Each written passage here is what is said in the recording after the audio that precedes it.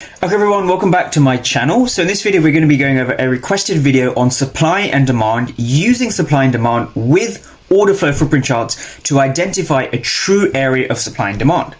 So here we have NQ on the 1 minute chart, right? So I never start my analysis on the 1 minute chart. That is a dumb thing to do, right? But for those who are asking how supply and demand zones work, I just want to kind of jump into the video and explain to you a couple of things, right? So when you're choosing a supply and demand zone, right, choosing the right zone is often the battle that most traders have. And we're going to be going over how to do that in this video.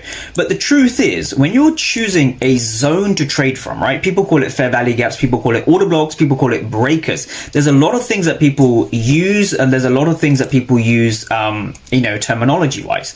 But what you're looking for essentially is you're looking for a reaction into a zone. You're looking for a reaction into a zone. You want to see if the reaction holds or if the reaction fails. So in this case, we saw a supply zone that failed. So I call this a flip zone, right? So it's a flip from supply to demand, right? It is a supply to demand flip zone. So how do you know the market is going to flip, right? So that's going to be the essence of this video. And that is the essence of my channel as a whole. So for those who are interested in order flow, I do have currently a mentorship. I've got a few mentorship spots here at Price Action Lab. So if you are interested, just drop a comment below in the comment section. I'll be more than happy to get back to you if you're interested in free one-to-one sessions or learning order flow in general.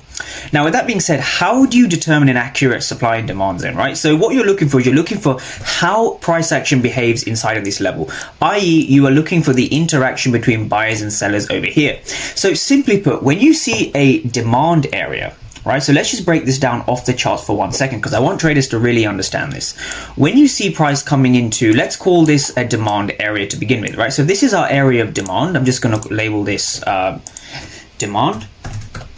If this is an area of demand or a point of interest, right, how do you know price is going to go up, right? The only way you can know price is going to go up is by reading the order flow.